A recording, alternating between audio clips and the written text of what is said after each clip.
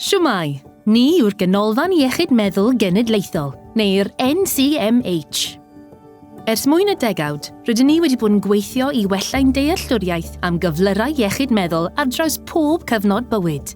Ni fyddai hyn yn bosibl heb gefnogaeth ein arianwyr, partneriaid, cydweithwyr ac, yn bwysicaf oll, y bobl a phrofiadau bywyd o broblemau iechyd meddwl sydd wedi llunio ein gwaith a chymryd rhan yn ein hymchwil.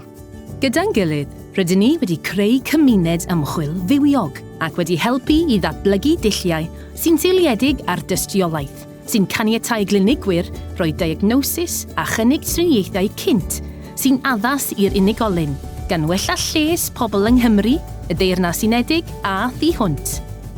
Hyd yn hyn, mae dros 35,000 o bobl wedi cymryd rhan yng ngwaith ymchwil y Ganolfan Iechyd Meddwl Genedlaethol. Gyda'i gilydd, mae'r bobl hyn yn ffurfio cymuned ymchwil y Ganolfan, sydd yn gymuned hynod arbennig.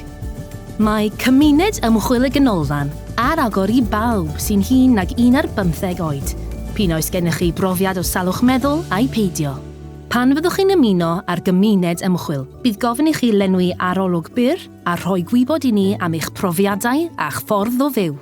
Ar ôl ymuno, byddwch chi wedi cyfrannu at ymchwil barhaus a bydd modd i chi ddewis p'un ydych chi eisiau ni gysylltu chi yn y dyfodol i roi gwybod am astudiaethau a digwyddiadau ymchwil gallwch chi gymryd rhan ynddyn nhw, yn ogystal â newyddion diweddaraf y Ganolfan.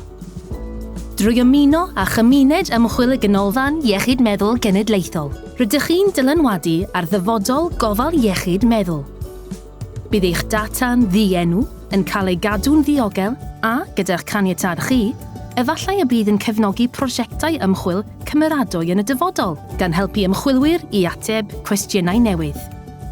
Bydd eich cyfraniad yn arwain at effaith barhaol ac yn ein helpu ni i barhau i fod yn arweinwydd rhyngwladol blaenllaw a dibynadwy ym maes ymchwil iechyd meddwl.